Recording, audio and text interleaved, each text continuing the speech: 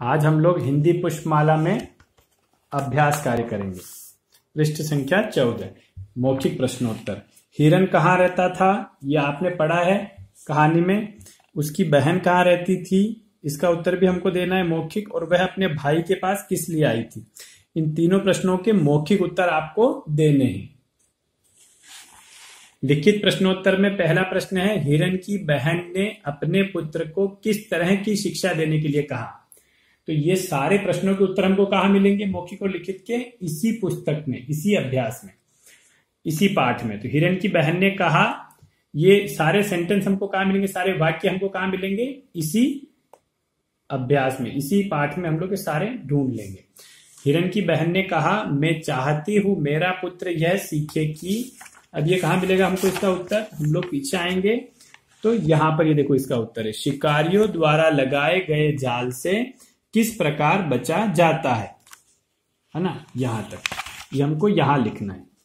प्रतिदिन नई शिक्षा ग्रहण करने का परिणाम क्या हुआ, हिरन का भांजा प्रतिदिन एक नया सबक सीखता, जिससे उसमें क्या आ गया था, जिससे उसमें क्या आ गया, आत्मविश्वास आ गया। क्या आ गया, आत्मविश्वास आ गया। तो ये इसका उत्तर यहां से हमको लिखना है।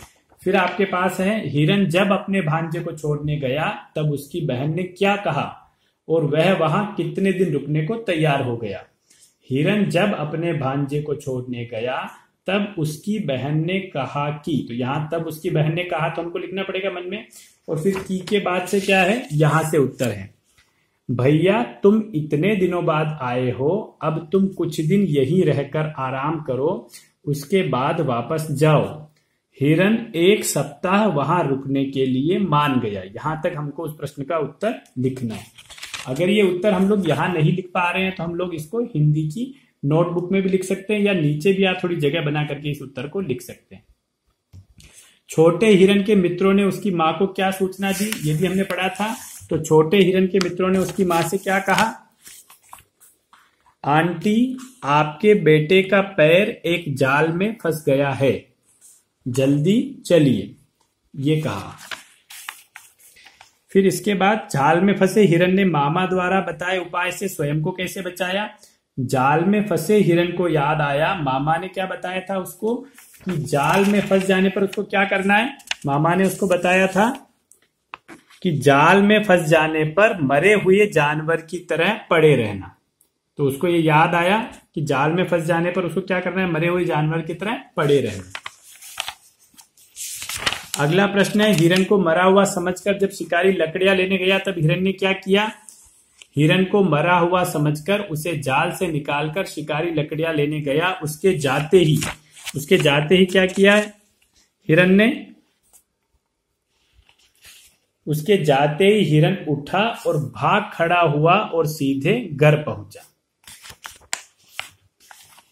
फिर हिरन ने अपने भांजे को सच्चा विद्यार्थी क्यों कहा, क्योंकि हिरन ने अपने भांजे को सच्चा विद्यार्थी इसलिए कहा क्योंकि उसने सीखे हुए ज्ञान का सही समय पर सही तरीके से उपयोग किया। इस तरह से आपको सारे प्रश्न उत्तर हल करने हैं। अगला है, रिक्त स्थानों की पूर्ति करो। तो ये सारे जो वाक्य हैं, सारे वाक्य कहां से हैं, इसी पुस्तक की कहानी से, इसी कहानी से, सच्चा विद्यार्थी कहानी से है। यह आपको खुद से हल करना है। आपको क्या करना है, इन वाक्यों को ढूंढना है। कहाँ ढूंढोगे आप, इसी में शुरू से। तो यहां पर पहला मिला, राजगढ़ के समीप के जंगलों में एक हिरन रहता था, उसकी बहन दूर दूसरे जंगल में रहती थी।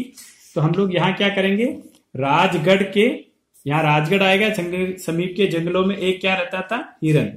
इसी तरह से आपको ये सारे वाक्य ढूंढने, कहां से ढूंढोगे आप, इसी पाठ में से लिख करके इसमें आपको रिक्त स्थानों की पूर्ति करनी। ये सारे मिलेंगे आपको इसी पाठ में से। आपको इसके लिए अच्छे से पाठ को ध्यान से पढ़ना पड़ेगा।